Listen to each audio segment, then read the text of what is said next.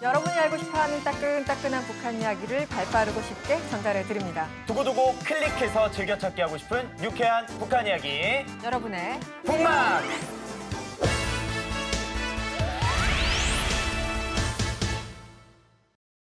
네, 이번 주 단박톡에서 저희와 함께 토크를 나눠주실 분은요. 남북 관계에 대한 남다른 통찰력과 전문성, 게다가 재미있는 입담까지 겸비하신 분입니다. 바로 국가정보원 대북정책실장, 국가안보전략연구소 소장을 역임하신 유원대학교 김정봉 교수님 나와주셨습니다. 어서 오세요. 네, 안녕하십니까.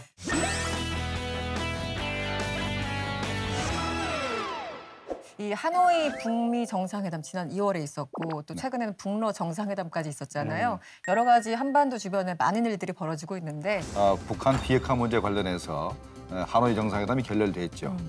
그 이후에 미국과 북한 간의 이제 회담이 잘 안 되니까 네. 대통령께서 이제 미국까지 가셔가지고 트럼프 대통령과 한번 설득을 했고 네. 현재는 남북 정상회담을 개최하려고 노력하고 계십니다.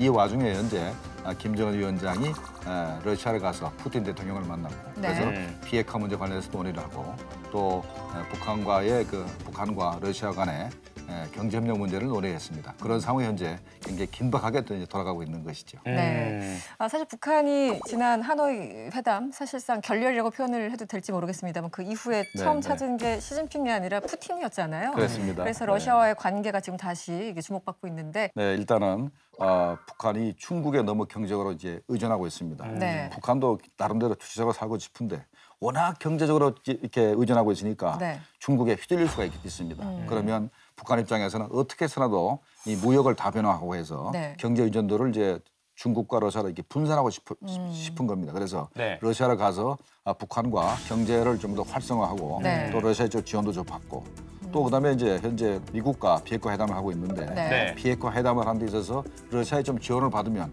미국과 회담할 때 좀 말빨이 쓰지 않을까 네. 이런 생각을 하고 네. 가는 겁니다. 그런데 이번에 푸틴 대통령이 김정은 위원장과 만난 다음에 총 5시간 대화를 나눴다고 하는데 무슨 얘기를 했는지 굉장히 좀 궁금합니다. 어느 정도까지 얘기가 됐을까요? 푸틴 대통령이 이렇게 얘기했죠. 육자 회담을 통해서 북한 체제를 좀 보장을 해줘야 되겠다라는 얘기도 하고 네. 그다음에 이제 북한에 대한 제재도 가능하면 해제되는 것이 바람직하다. 이런 얘기를 해서 김정은 위원장 입장에 기분이 굉장히 좀 업됐습니다. 네. 업됐는데 그러나 한 가지 부분에 있어서는 김정은 위원장이 굉장히 놀랐어요. 어떤 면이죠? 기자가 질문했습니다. 네. 자, 한반도 비핵화라고 말씀하셨는데 그 의미가 정확히 뭐냐 그러니까 북한이 핵무기를 완전히 포기하는 것이다. 라고 얘기하는 바람에 김정은 위원장이 얼굴이 아주 하얘졌습니다. 그 순간에 그랬군요. 그때는. 네. 그래 그거 하나를 제외하고는 나머지 부분에 대해서는 김정은 위원장이 기분 좋은 말들이 굉장히 많이 포함되어 있었습니다. 네, 김정은 위원장이 푸틴 대통령을 만난 이유는 체제 보장이라는 어떤 급선무도 물론 있지만 또 경협 아니겠습니까? 네. 지금 제재 때문에 경제가 굉장히 어려운 상황인데 블라디보스토크 인근에 브레야 수력발전소라고 어마어마한 수력발전소가 있어요. 네. 원자력 발전소 10기만큼 전기가 생산됩니다. 그렇습니까? 어마어마하게 생산돼요. 그런데 수력발전소는 물이 한 번 지나가면 되돌릴 수가 없어요. 전기는 계속 생산되는데 쓸데가 없습니다. 왜냐하면 거기에 인구도 별로 없고 네. 공장도 많지 않습니다. 네. 극동 지역이. 그런데 전기는 계속 생산되니까 팔고 싶지 않습니까? 네. 그렇죠. 그냥 전기선만 연결하면 그냥 파는 거예요. 돈 되는 거예요. 돈 되는 거. 사갈 사람은 북한밖에 없어요. 그러네요. 러시아는 네. 입장에서는 전기 팔고 짚고 네. 가스관 송유관 연결하고 짚고 네. 철도 연결하면 완전히 남는 장사거든요. 그렇죠. 이런 얘기를 이제 푸틴하고 김정은 위원장이 했는데 푸틴이 이렇게 얘기했을 겁니다. 빨리 비핵화 좀 해라. 그러면 말이야 우리도 남는 장사고 당신도 남는 장사고 빨리 비핵화해라. 네. 이런 얘기를 푸틴이 하고 김정은 위원장이 계속 했을 가능성이 있습니다. 네, 서로 윈윈 얘기를 할 수 있을 것 같은데요. 네. 북한이 지난달에 최고인민회의에서 김정은 위원장이 자력갱생을 25번 이상 외쳤다 이렇게 나오지 맞습니다. 않았습니까? 그 얘기는 아무리 제재가 있어도 우리는 우리 자존심을 지키면서 가겠다라는 건데요. 버틸 수 있는 힘이 뭐가 있을까요? 자력갱생을 주장을 할 수밖에 없는 게 현재 대외 원조를 거의 받을 수가 없는 상태고 그렇죠. 지하전을 주로 수출을 해야 되거든요. 네. 지하전 수출길이 이제 유엔제에서 막혔습니다. 돈을 벌려 그러면 가장 쉬운 게 그러니까 많은 자본 투자를 안 하고 할 수 있는 게 관광입니다. 아니 뭐 북한의 관광은 대북 제재랑은 상관이 없는 건가요? 네, 상관이 없습니다. 그래요? 네, 관광을 억제하게 되면은 북한에 사람이 방문할 수가 없습니다. 그러면 인도적 지원 문제라든가 국제회의라든가 이런 게 전부 다 할 수 없기 때문에 일단 관광을 그래서 열어놨습니다. 전 세계적으로 네. 북한 여행사가 20개가 넘어간다는 이야기를 좀 들었거든요. 정말입니까? 맞습니다. 자, 일단은 구글에 들어가서 네. 노스 코리아 투어 이렇게 해가지고 치면은 한 20개 나옵니다. 구글에다가 맞춰서 네, 나와요? 나옵니다. 교수님께서 생각하시기에는 네. 외국인들이 하필이면 왜 북한 여행에 호기심을 느끼고 매력을 느끼는 것 같습니까? 중국 사람들 또는 러시아 사람 입장에서는 네. 자기들이 옛날에 스탈린 체제에서 네. 또는 저 중국 사람 같으면 모태동 체제에서 네네. 각 건물에 이제 이 현수막이 막 나붙고 그래서 거기 보면은 뭐 여러 가지 구호가 많이 써 있었지 않습니까? 네. 그다음에 이제 곳곳에 보면 전부 다 지도자의 그 우상화 동상 같은 게 있었거든요. 네. 지금 다 없어졌거든요. 북한에 가면 그걸 다 볼 수가 있으니까 옛날 향수를 느낄 수가 있어서 관광을 하려고 그러고 네. 그다음에 이제 영국이나 프랑스나 미국 사람들은 전 세계에서 가장 신기한 나라입니다. 그렇긴 하죠. 아주 신기한 나라입니다. 그러니까 독특하죠. 네. 초등학생만 돼도 조그만 애들이 전부 다 노래를 불러가면서 열 맞춰서 걸어가고 네. 옷도 똑같이 입고 네네. 그런 게 신기하거든요. 네. 그런 측면에서 이제 서방 사람들도 네. 1년에 한 5천 명 정도가 북한을 방문합니다. 네. 중국 관광객들 상당히 많이 늘었다고 하더라고요. 네. 뭐, 얼마나 가는 건가요? 북한이 1년 동안에 이제 외국 관광객을 받아들이는 게 한 10만 명쯤 됩니다. 네. 그래서 그중에 이제 5천 명이 이제 저 서방권 사람이고 나머지 9만 5천 명이 중국 사람입니다. 거의 대다수네요. 거의 대부분 다 합니다. 네. 그렇게- 아니 저희 명동만 가도 그렇게 중국에서 여행 온 사람들 많은데 네. 북한에까지 그렇게 네. 중국에 인구가 많잖아요. 그런데 그 정도였는데 작년 3월 달에 네네. 김정은 위원장하고 시진핑 주석이 첫 번째 정상회담을 했어요. 네. 그 정상회담하고 중국이 북한을 돕겠다고 하는 약속을 한 것으로 추정이 되는데 네. 아마도 그 내용 자체가 네. 관광객을 대규모로 보내주겠다라는 약속이었던 것 같아서 그 이후부터 관광객이 2배 늘어납니다. 하루에 1,000명 정도 가다가 네. 네. 중국 사람들이 네. 하루에 1,800명으로 늘어납니다. 거의 2배 정도 거의 늘어났으니까. 2배네요. 네. 그 정도 늘어났죠.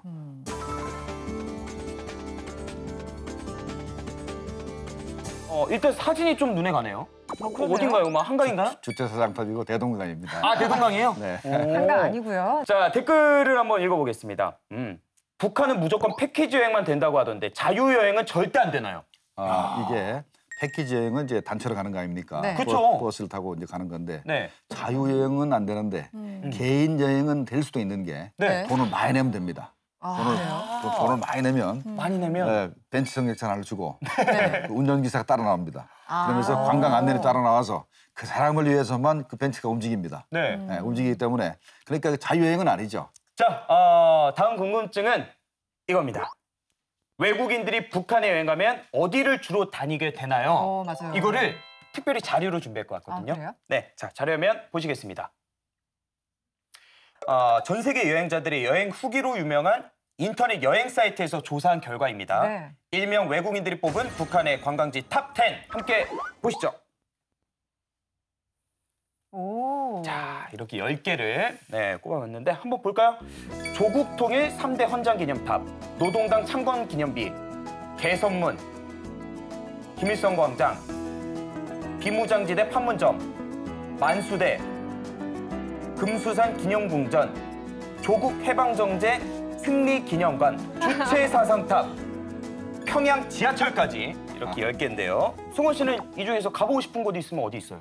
일단 저는 뚜벅이거든요. 그래서 네. 평양 지하철이 어떨까 평양 궁금해요. 지하철. 물론 10이긴 한데 저한테는 굉장히 와닿는 공간이어서 혹시 가보셨습니까? 평양 지하철은 깊이가 한 150m 되고 그다음에 또 우리는 지하철이 그냥 굉장히 실용적으로 만들어져 있는데 네네네. 저기는 나름대로 이게 우상화 시설 같은 걸 많이 만들어놨어요. 문화 무슨 저 그림이라든가 조각 같은 걸 많이 붙여놨고 샹들에도 붙여놓고 해서 상당히 호화롭게 만들어놨어요. 지금 뭐 명소 위주로 말씀을 해주셨는데 이 북한에서는요. 북한에서만 볼 수 있는 관광 상품을 개발한다고도 들었어요. 그 어떤 게 있을까요? 예, 현재 네. 북한이 이제 원산 갈마 네. 해안 관광 지구라고 해서 네. 원산 지구에다 지금 아주 야심적으로 네. 호텔도 짓고 카지노도 짓고 네. 하고 있습니다. 네. 거기에 이제 마신령 스키장도 있고 그다음에 바로 남쪽에 이제 금강산이 있습니다. 네. 그래서 만약에 유엔 제재가 해제되면 금강산 관계가 재개될 거고 네. 그리고 금강산 관광으로 온 우리 한국 사람들을 원산, 갈마, 해안관광지구까지 데리고 와서 네. 거기서 카지노를 하게 만들어서 돈을 좀 쓰고 가라라고 하려고 이제 거기다가 이게 이어지네요. 그렇죠. 서로. 네. 카지노를 이제 만들어 놓고 그다음에 겨울철 같은 경우는 바로 이제 그 스키. 마신령 스키장에 네. 스키도 타게 하고 네. 이렇게 이제 하려고 이제 쭉 만들어 놓고 그다음에 결국은 금강산 말고도 우리 국민들이 현재 중국을 통해서 백두산을 많이 가거든요. 네네. 그래서 이제 그렇게 하지 말고 같은 네. 민족인데 왜 중국까지 가느냐. 북한을 해서 이제 올라가라. 그래서 네. 거기다 삼전에다 거대한 그런 그 관광시설을 만들고 있어요. 그래서 거기서 잠도 자고 백산 관광을 할 수 있게. 그다음에 또 하나는 평안남도 네. 양덕군에 온천 관광지구를 만들어서 북한 주민들도 이제 온천을 하고 이제 관광객들도 온천할 수 있게 현재 이 세 가지 지역을 갖다가 네. 관광 그 컴플렉스로 현재 계속해서 개발하고 있습니다. 북한이 진짜로 관광지로서 이름을 전 세계에 떨치려면 전문가가 보시기에는 앞으로 북한의 개방 정책 어떻게 나아가는 게 좋을까요? 우리가 금강산 관광을 가고 개성 관광을 가고 우리 북한 관광을 해봐도 네. 그 관광지 보는 거 이외에 놀거리가 별로 없어요. 즐길 거리가 거의 없습니다. 그래서 북한이 만약에 관광으로 성공하고 싶다면은 네. 바로 보는 것뿐만 아니라 먹고 즐기고 놀 수 있게 해야 되는 게 하나고 또 하나는 북한 주민들하고 완벽히 차단해놨어요. 거기에 있는 관광 안내원하고도 진솔한 대화도 못하게 만들고 그 주변에 많은 북한 주민들이 있습니다만 전혀 우리가 접근할 수가 없어요. 그래서 북한이 만약에 관광으로 성공하려고 그러면 놀이시설도 좀 더 확충해야 되고 민간인들을 좀 접근할 수 있는 그런 기회를 좀 제공하는 것이 관광 활성화하는 데 도움이 될 거다라는 생각을 합니다. 지금 여러 가지 대북 제재, 유엔의 어떤 대북 제재도 있고 미국의 대북 제재도 있고 여러 가지가 있는데 그 상황에서 북한이 개방을 이렇게 한다고 해도 크게 효과가 있을까라는 생각도 드는데 어떻게 보세요? 일단은 어떻게 해서라도 네. 미국과 북한 간의 비핵화 관련해서 돌파가 마련돼야 됩니다. 이 부분에 있어서 우리 한국 정부가 할 일이 크거든요. 역할이. 네. 우리가 이제 중재자 역할도 좀 해야 되고 또 촉진자 역할도 또 해야 되고 해서 네. 일단은 남북 정상회담을 빠른 시간 내에 개최를 하고 그래서 김정은 위원장을 설득을 해서 유엔 제재 돌파구 마련돼야 됩니다. 네. 유엔 제재 돌파구 마련되면 한국과 그 북한이 공동 번영할 수 있는 그런 네. 계기가 마련될 겁니다. 북한에 있는 지하자원도 우리가 활용을 하고 네. 남북한을 관통하는 철도를 통해서 우리 수출품을 수출하면 네. 경쟁력이 훨씬 더 높아지게 되기 때문에 그렇군요. 그런 일이 빨리 왔으면 좋겠습니다. 네. 네, 오늘도 쉽고 알차게 남북관계 그리고 이 주변국에 대해서 정리를 해주신 유한대학교 김정봉 교수님께 진심으로 감사드립니다. 고맙습니다. 네, 감사합니다.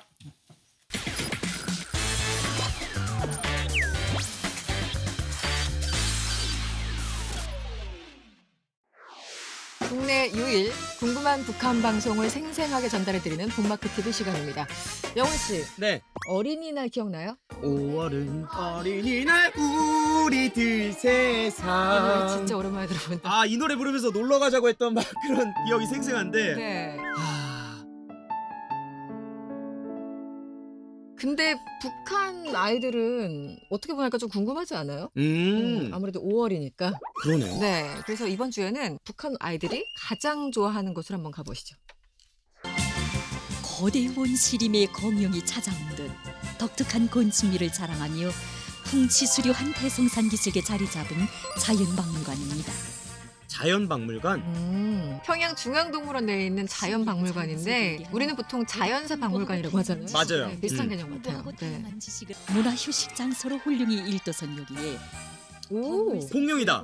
안에 꽤 잘 해놨는데요? 아, 근데 엄청 큰데요? 자연박물관은 지금 어린이들과 학생 소년들로 더욱 흥성이고 있습니다. 학생 동무들 여기가 육지생태열입니다. 열대 산림 초원에 다양하고 흥미있는 동식물상이 나어린 참관자들의 동심을 끌어당겼는지 싱크로율이 괜찮습니다. 나름 리얼하게 이런 털의 질감이라든지 네. 이런 거를 좀 살린 것 같고. 근데 저는 이런 거 보잖아요. 그 영화 보셨죠? 박물관이 살아있다. 뭔가 12시 땡 하면 밤마다 일어나가지고 막 어웅 하면서 막 돌아다니는 것 같은. 한번 가보고 싶긴 하네요, 분위기가. 아, 저희 열대산림청구역이라고 할 때는 사바나라고 부르는데 아메리카 대륙, 아프리카 대륙, 오스트랄리아 대륙 이 3개 대륙으로 구분하여 전시해 놓았습니다. 북한에도 이런 곳이 있다는 게 볼수록 신기하네요, 점점. 아니, 뭔가 없을 것 같은 것도 다 있어요. 박 제품과 또 지용지물을 이용하여 이렇게 생동하게 형성함으로써 우리 자연박물관 안에 열대동물들에 대한 상식을 보다 더 풍부히 알 수 있게 이렇게 꾸려놓았습니다. 한서 선생님, 저 서산둥에 올라가 있는 새는 무슨 새입니까?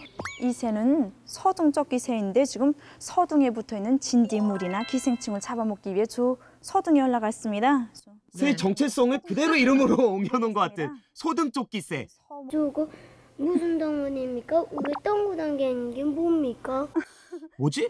동그란 거? 새끼입니다. 지금 뭔지 알고 이거 코알라. 맞아요. 지금 새끼를 지금 업고 있는 저 덩물이 바로 주머니곰이라고 불리는 덩물입니다. 주머니곰? 북한에서는 주머니곰이라고 부른다고 해요. 코알라 아니에요? 이름 그대로. 아까 왜 소등쪽이 새처럼 네. 이름 그대로 부르나 봐요. 네. 그 주머니곰은 대체로 새끼를 잘 덜보기 때문에 일명 애기버기곰이라고도 합니다. 이런 얘기 들어봤습니까? 들어봤습니다. 그냥 애기 본다 해서 애기 보기 곰이죠. 와, 뭐 외래어를 우리나라 말로 그냥 그대로 순화하는 게 사실 북한의 특징이기도 하죠. 가끔 저런 것도 좋은 것 같아요. 네. 대부분 이렇게 하등한 동물들이 살고 있습니다. 그래서 북한도 세계적으로 동물들에 관심이 많다. 그리고 이제 대륙별로 해놓은 거예요. 뭐 호주 쪽하고 아프리카 쪽하고 해가지고 네. 대륙별로 해놔서 굉장히 재밌을 것 같아요. 저 안에서 아이들한테는 짧은 시간에 압축적으로 공부할 수 있고. 그림과 자막을 통해 각이한 동식물 상식을 알려주는 선접촉식 컴퓨터. 터치 스크린은 손 접촉식 컴퓨터. 이해는 쉬운데 발음이 정말 쉽지가 않습니다.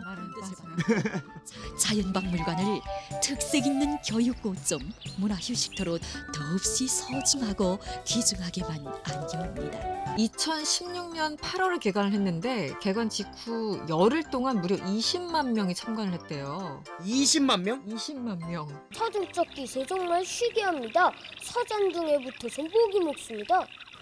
나 오늘 오스트랄리아에 주머니를 가진 동물들이 많다는 걸 알았습니다. 이 북한에서는 자연박물관을 문명의 별천지 이렇게 부른다는 거예요. 지금 보니까 아이들한테는 정말 그 별천지처럼 보일 것 같아요. 맞습니다. 어린이날엔 이런 데 가야 돼요.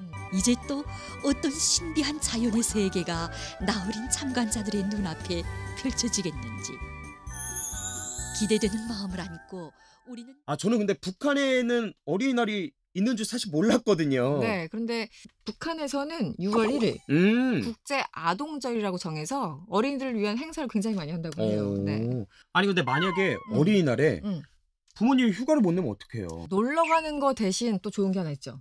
어떤 거? 선물은 어때요? 선물 좋죠. 평양에 평양 아동 백화점이라는 데가 있어요. 그러니까 아이들을 위한 백화점인데 네. 어떤 데인지 한번 보고 싶지 않아요? 저도 어렸을 때 장난감 정말 좋아했거든요. 그러니까요. 나도 좋아했는데. 빨리 한번 떠나보겠습니다. 우리 부모들과 아이들이 즐겨 찾는 봉사기지 가운데는 평양 아동백화점도 있습니다. 얼마나 설렐까요? 빛이 나지 않아요? 네. 어렸을 때 저도 이 백화점 가면은 1층부터 설렜어. 이곳이 그 2012년 오픈한 평양 장전거리에 있는 아동백화점인데 네? 3층 규모인데 유아용품, 뭐 아동용품 이런 게 굉장히 많은 그리고 장난감. 장난감. 핵심. 네, 우리 아이들의 네. 희망 아니면 기쁨, 그렇죠. 낙.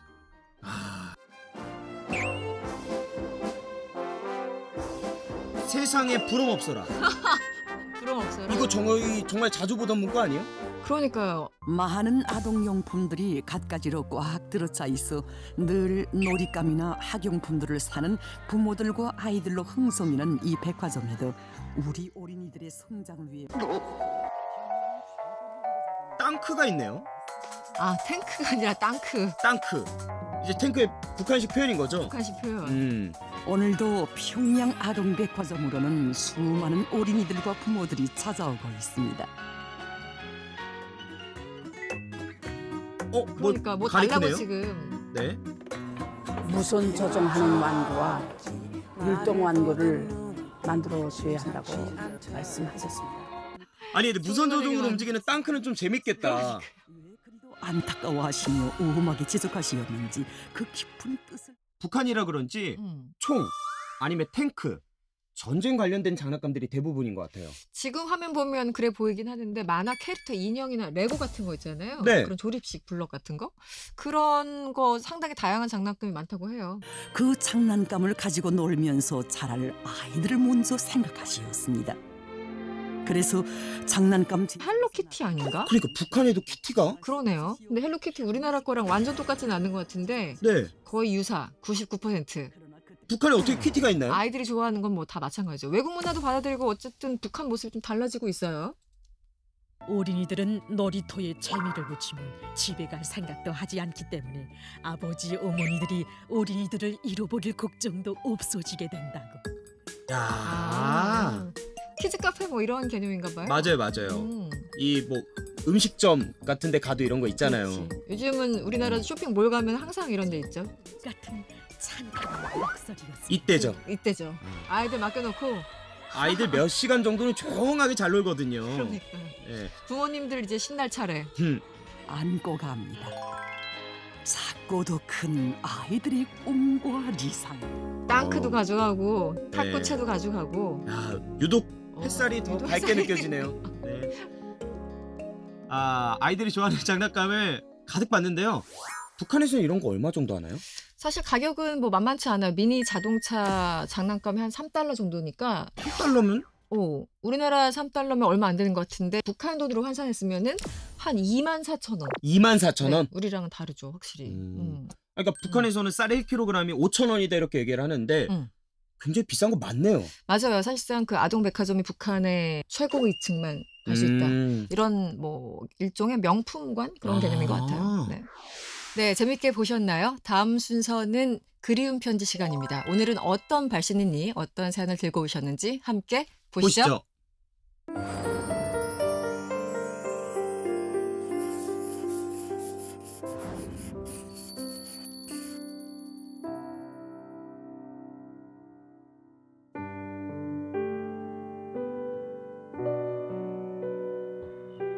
저라도 아버님 고향을 한번 찾아가서 그곳에 계신 우리 형이나 이복 누이한테 꼭 한번 전해드리고 싶습니다. 편히 계세요, 아버님.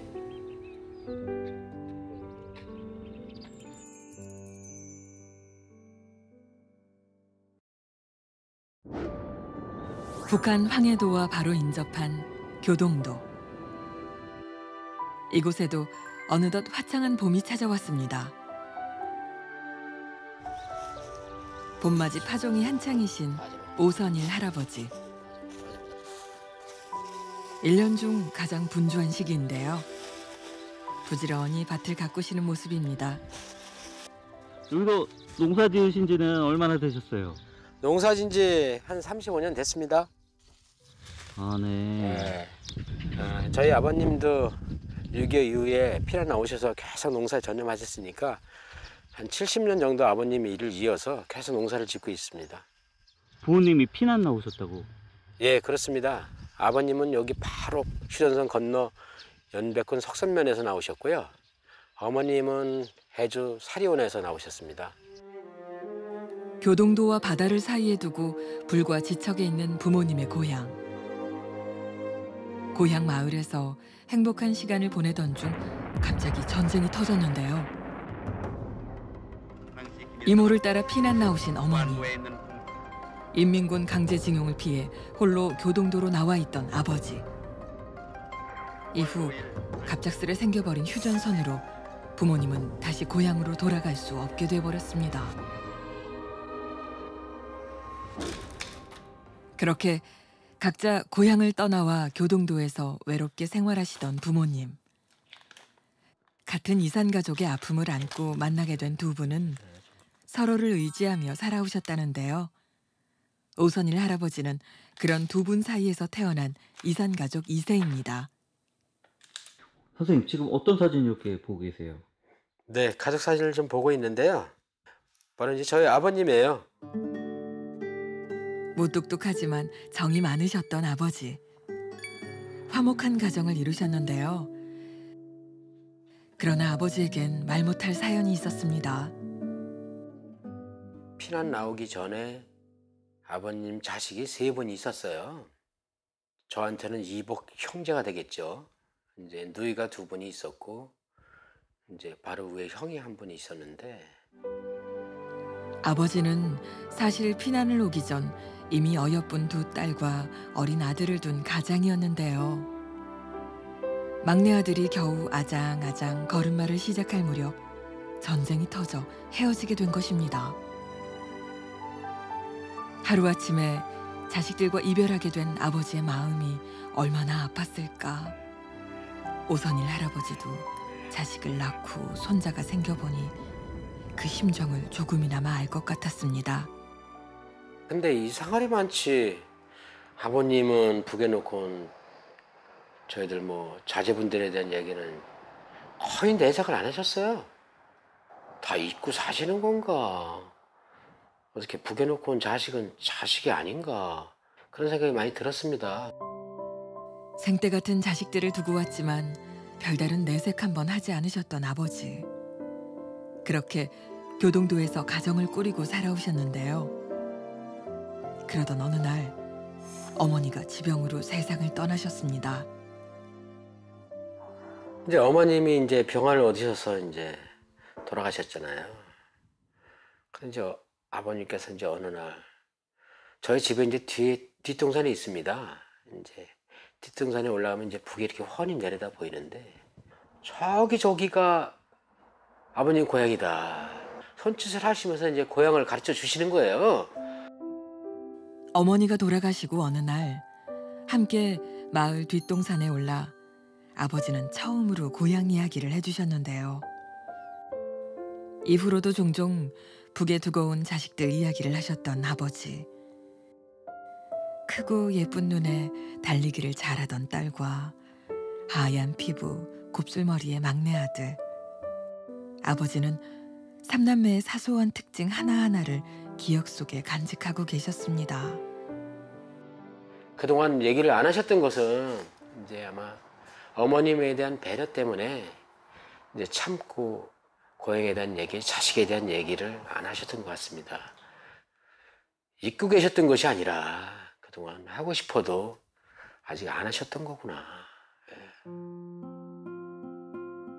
오랜 세월 가슴 가장 깊은 곳에 묻어두었을 뜨거운 부정.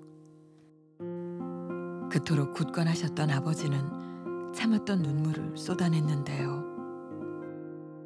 그런 아버지를 위해 북한에 있는 형제 오누이들을 애타게 찾기 시작한 오선일 할아버지. 하지만 결국 그 누구와도 연락이 닿지는 못했습니다. 매일 가슴이 저미는 그리움을 안고 하루하루를 버텼던 아버지. 딱 한 번만 3남매를 보고 싶다는 그 바람은 끝내 이루지 못하고 세상을 떠나셨는데요.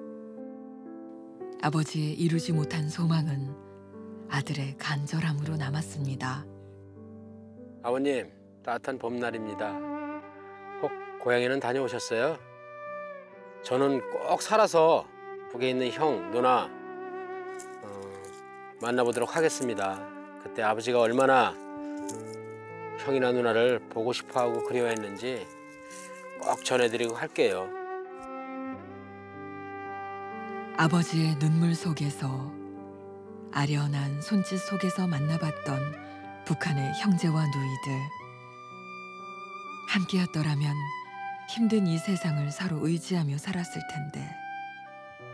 그리움은 대물림 되어 시간이 흐를수록 점점 더 커져만 갑니다.